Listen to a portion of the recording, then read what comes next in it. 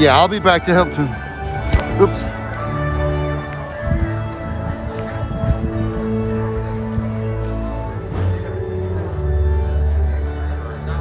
Where are we going, Nancy? Yep. Take a left here. So they're doing a lot of marketing. We're smiling.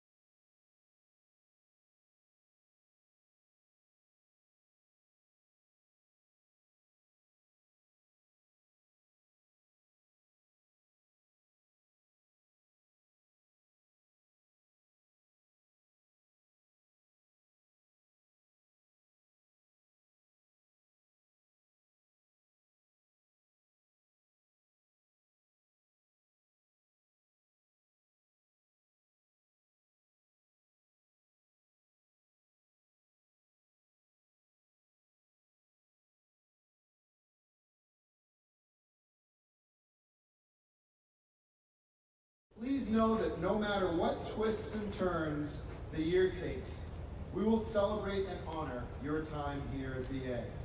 Even today, we celebrate Convocation a few weeks later than normal under different circumstances. We will honor your milestones, count down the days with you, and have a series of great events in the spring when we celebrate with you at commencement. 2, a couple of weeks ago when I spoke to you all, I talked about doing versus saying. My challenge to you as the leaders of the student body is to do just that. Lead actively and with conviction every day. Our current normal has us arriving late and leaving early and clearing campus in order for us to stay healthy. But that doesn't mean your fellow students don't need your leadership. I would argue that they need it more than ever.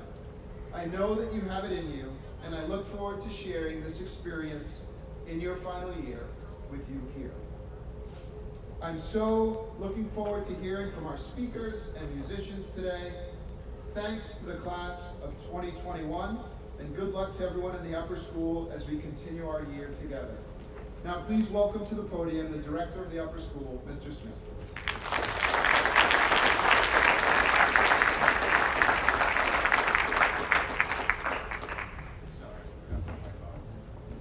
Thank you very much, Mr. Hamilton, and good morning to everyone.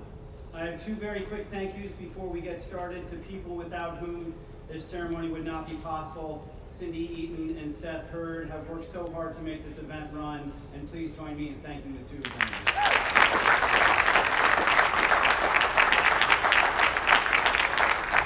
I would also like to say a very special and hopefully live streamed hello to the co-class advisor of your class, the class of 2021, Ms. Gabbaro, who is at home with her new family, and we wish you could be with us, Molly, today. We're all thinking of you. Let's say a big hello to Ms. Gabbaro.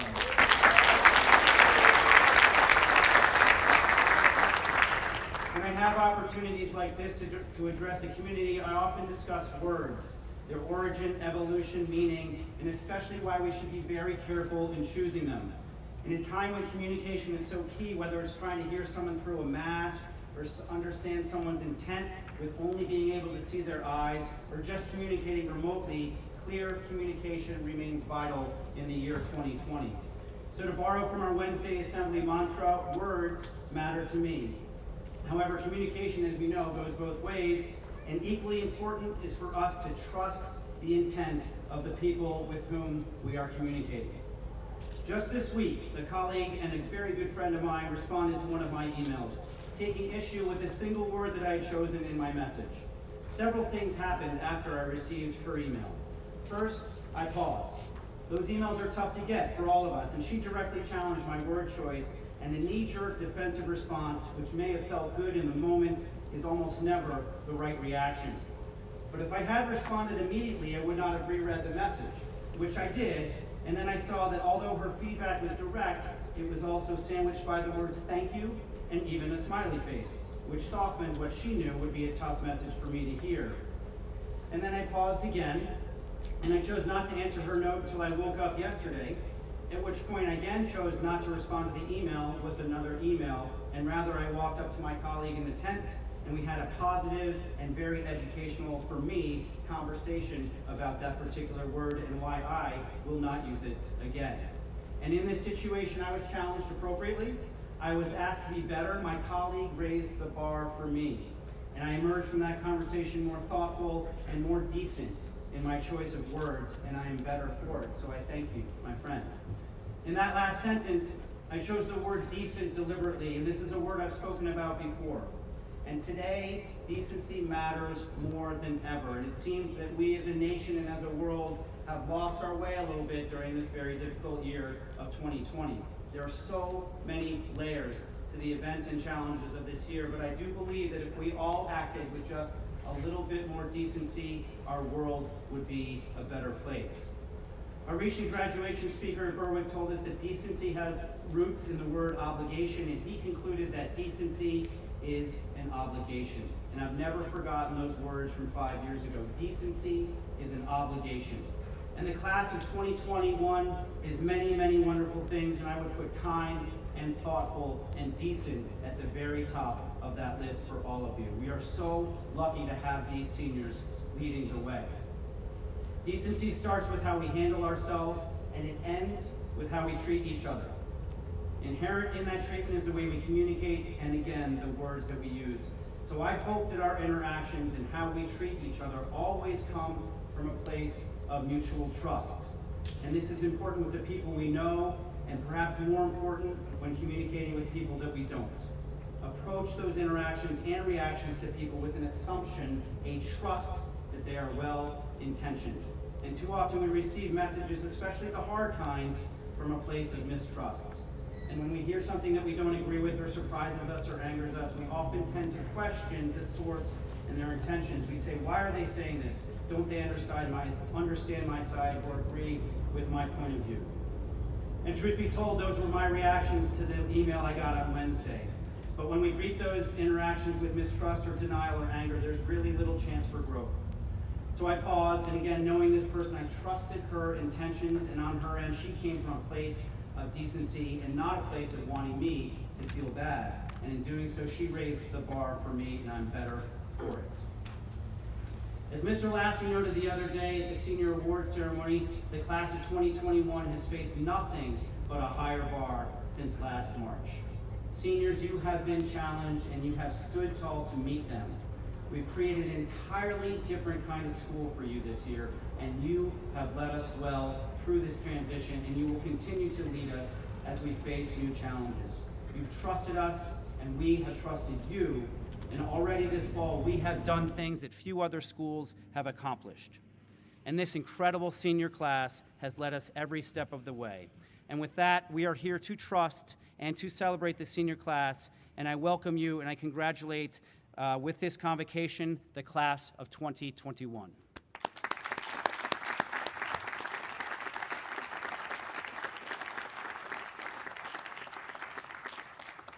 Last year, the class of 2021 elected Camille Gaudet and Cormac Feely as the co-chairs of the Student Leadership Council. This morning, we will hear from the two of them together with their own words of welcome. Join me in welcoming Camille and Cormac to the podium.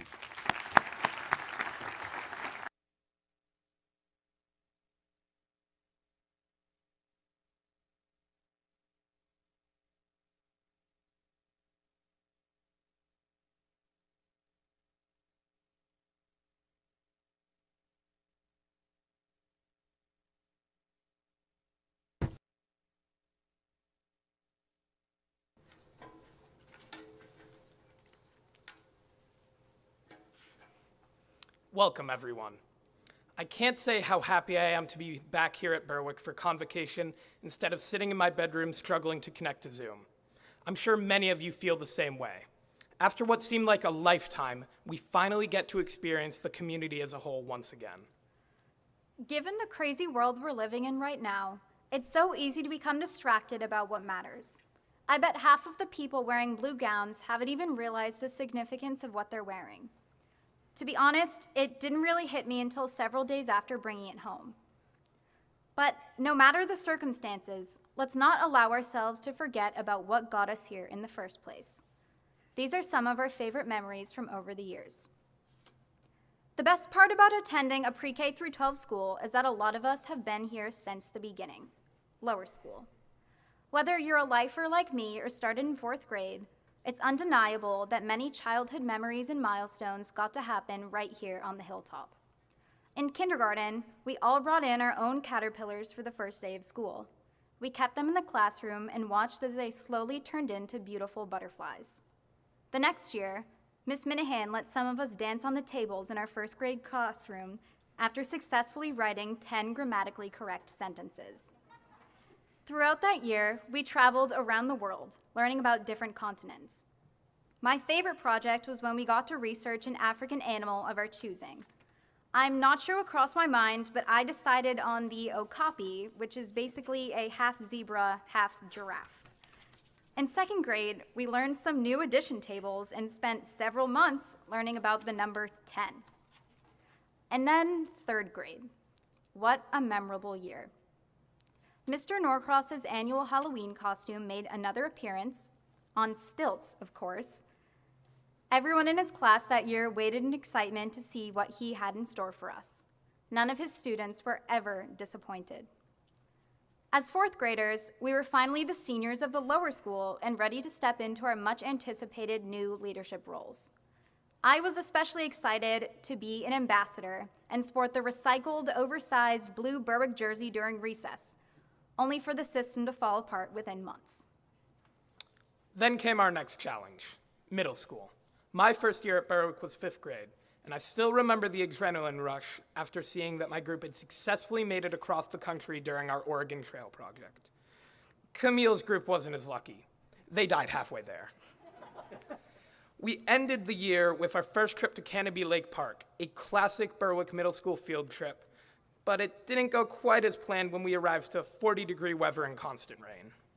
On the bright side, it basically cleared out the park, allowing us to explore without non-Berwick people getting in the way. Then we were on to 6th grade. Wow. To say the least, it was an interesting year for the class of 2021. We had our first middle school social in the spring. As one might imagine, it was a night filled with uncomfortably far apart slow dances, preteens screaming "Turn Down for What" by DJ Snake at the top of their lungs, and kids running circles around the great room as a form of dancing. Every Tuesday, some teachers started hosting a girls' lunch in the Burley-Davidson conference room. Boys' lunch wasn't as successful, and of course, who could forget about the crazy homeroom drama involving 602, 603, and the infamous Psycho 1. After the event-filled year, it was time for 7th grade, or guinea pig year as I like to call it. We were the newest test subjects for Global X. Now, what is Global X, you may ask? I've been prepared to answer this question since 7th grade.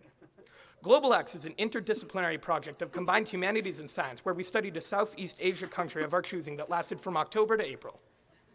You'd think that a 7th-month project would be all, but no, the projects didn't end there. We also spent the winter doing disease detectives, which was occupied with a lot of rounds of the board game Pandemic. Who knew it would be somewhat fitting for our senior year? Finally, we reached 8th grade, our last year in middle school. A highlight was the Maple Project, where we got to learn all about sugar maples and make our own syrup. And not to forget Maple Week, where we wrote poems, drew pictures, and created Maple Week-themed Berwick-affiliated Instagram accounts, only for them to be taken down a couple days later. We wrapped up our middle school experiences with a graduation ceremony with a special shout out to Mr. Wiverby's effortlessly crafted slideshow. Our Berwick experience was only just beginning as we moved on to the upper school. Although we were sad to see a lot of familiar faces go, we gained a lot of great new ones too. Many people have strong opinions about their freshman year, both good and bad, but something that no one can deny is that it was unforgettable. We started off the year with the freshman trip, and who can forget about the bone-chilling scary story Mr. Davey told us that night? The school year was pretty memorable too, especially all of the interesting Spirit Week themes we were given. My favorites include Mother's and Father's Day on Holiday Day and the prehistoric era for Decade Day. Similar to freshman year, we had another trip at the beginning of sophomore year. The class of 21's sophomore trip is one for the history books. It's safe to say many people in our grade will not be going canoeing or kayaking in the near future, or ever again. Junior year was just plain stressful. College visits, the junior paper, and PSATs, the usual. And all of that brings us to the present, senior year. Looking back, we've created some really great memories together on the hilltop. People have come and gone over the years, but look around. This is the class of 2021, and we couldn't have asked for a better group to graduate with. Take a moment to stop and think about all we've already conquered as a class, no matter if you've been here for 2 years or 13. This is it. You experienced all of that just to reach senior year. And look at where we are now. We're here. Whether it's a big test, project, standardized test, college essay, or global pandemic, regardless of what gets thrown our way, there's nothing we can't overcome. But it's not over yet. Let's savor these final 8 moments together. Let's live in the present and enjoy the ride all the way to graduation. The The final chapter of our Berwick story hasn't been written yet. How do we want to conclude it? Because, as they say in the movies, the ending is always the best part. Thank you.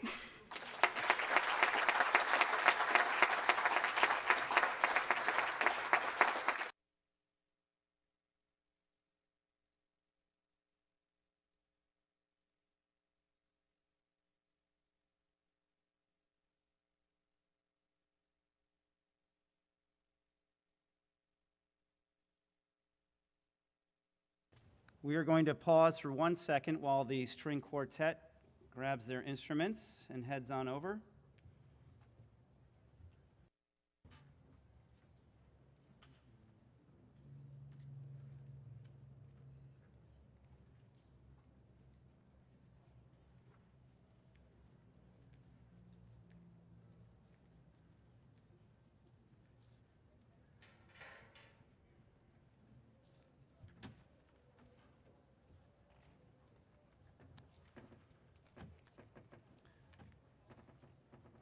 I want to first honor their director and teacher, who is hiding over in the triage tent over here, Miss Kathy O'Brien. Can we give her a big, big round of applause?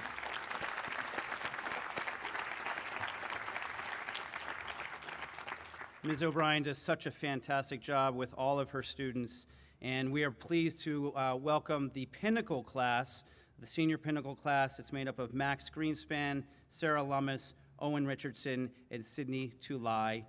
Please join me in welcoming them.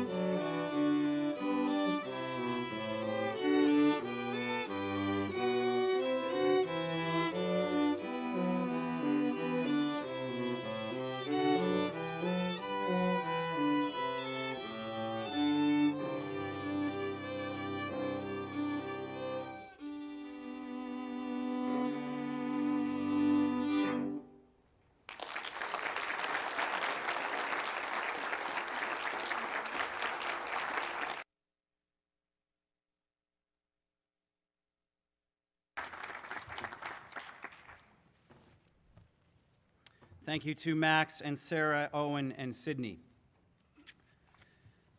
The city of Yellowknife in the Northwest Territories of Canada is as far north as it sounds, just 250 miles south of the Arctic Circle.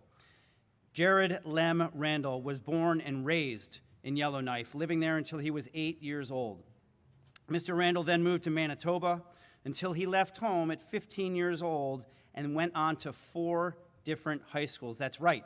Following his dreams of playing hockey and moving on to the next level, Mr. Randall was in a different high school for each of his 4 years. He then landed in the United States and went to the University of Maine in Orono, where he played Division I hockey and ultimately graduated from Manhattanville College with a degree in history. Mr. Randall began his teaching and coaching career at the Northwood School for 3 years, then went to Brewster Academy for 3 years, and is now in his 3rd year here at Berwick Academy. A devoted family man to his wife Betsy and children Maverick, James, and Jared, Mr. Randall lives in South Berwick. He teaches history, he coaches varsity golf and hockey, and is one of 2 class advisors for the class of 2021. Please join me in welcoming Lem Randall to the stage.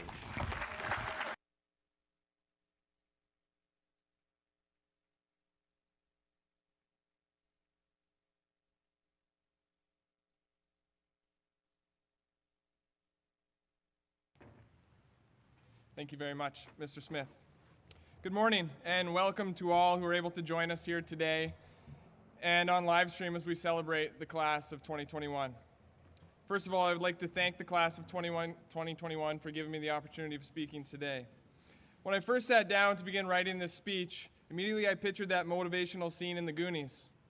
I'm fully aware that many of you have probably not seen this movie, but just picture the gang of friends from Stranger Things, but without the Demogorgon.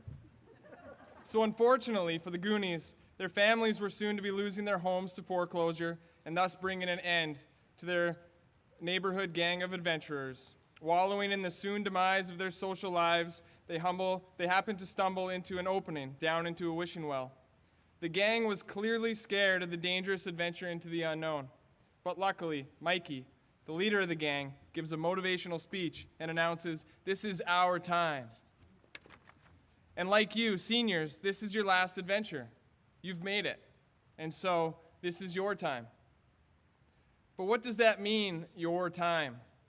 Well, frankly, this is your last hurrah here at BA, your last opportunity to make memories together. And similarly to the Goonies, our school is walking into the unknown. We are not quite sure what each new week or even day is going to bring.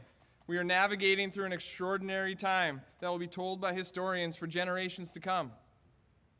And I know what you're thinking. And yes, you can finally use me as a primary source. In this unique position as the new senior class, however, you are also now the leaders of this school, the Mikeys, the ones that will set the tone for the rest of the student body. And this year, more than any other, our community is counting on you to rise to the occasion and be the positive, influential leaders we know that you guys can be. Now, some of you may already consider yourself a leader. You have earned formal leadership roles both here at school and within various activities that you participate in off of campus. And for some of you, this is new. But whether you see yourself today as a leader or not, you are. Think back to your freshman year, sitting in the theater, looking down at the senior class, your leaders. They looked invincible, didn't they? The heartbeat of our school. Well, now it's your time. I can tell you with the utmost certainty that everyone in the audience here today and in this school looks up to you. They listen to you. They follow you. And with that, you have an incredible opportunity to influence their experience.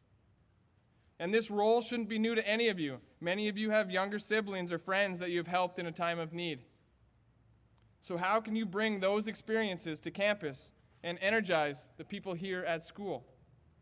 Who can you think of that would benefit from your leadership, your help and encouragement, and your time? Don't forget, the word encourage means to put courage into someone. Positive leaders are those who will ultimately be the ones who change the world. Through their optimism, through their belief, through their positivity, and they motivate others to follow in their footsteps. Think about it. Pessimists don't change the world. Critics write words, but they don't write the future.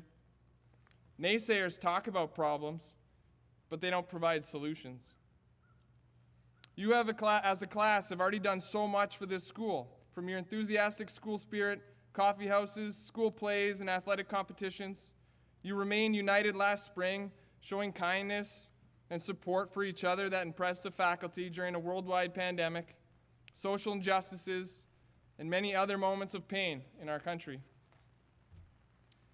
Now, I know that each of you were not expecting your senior year of high school to look or feel like this. You have every excuse you could possibly need if things don't work out. And it would actually be a legit excuse.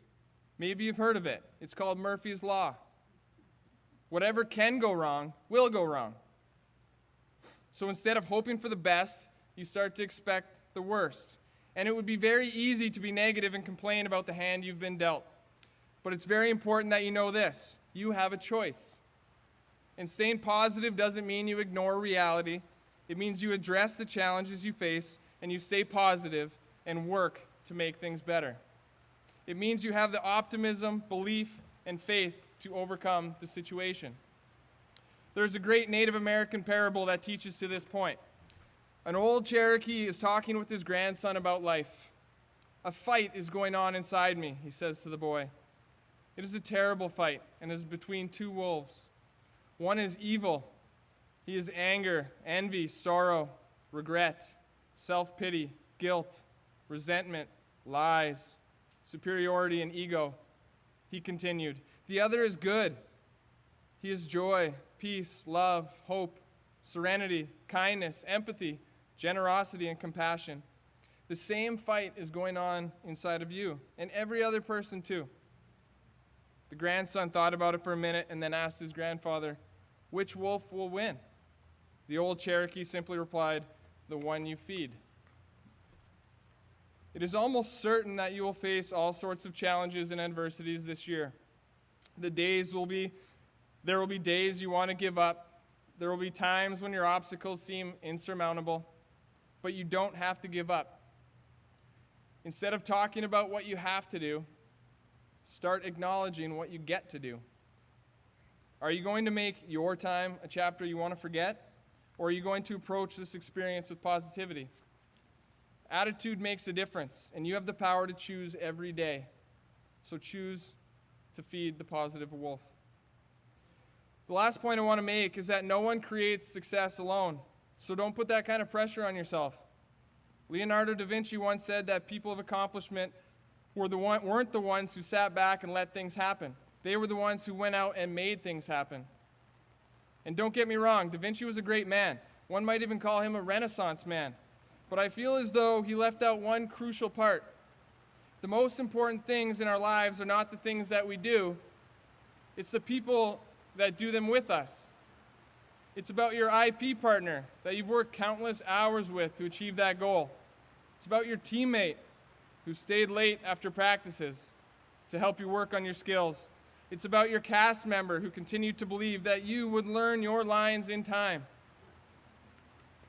It's about your teachers and coaches that no matter what, just won't give up on you.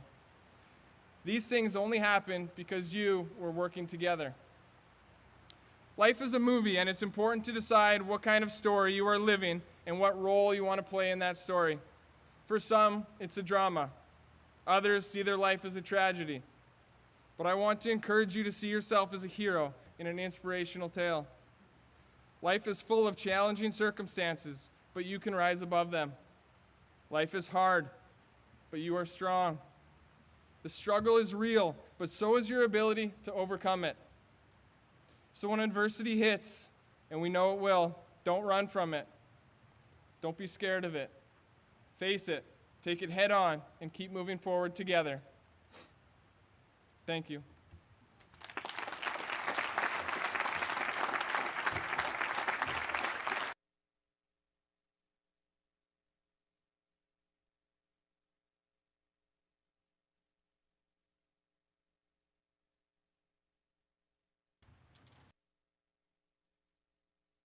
Thank you so much, Mr. Randall, and thank you to everyone in the audience for staying with us for this amazing event and this incredibly important event for the class of 2021.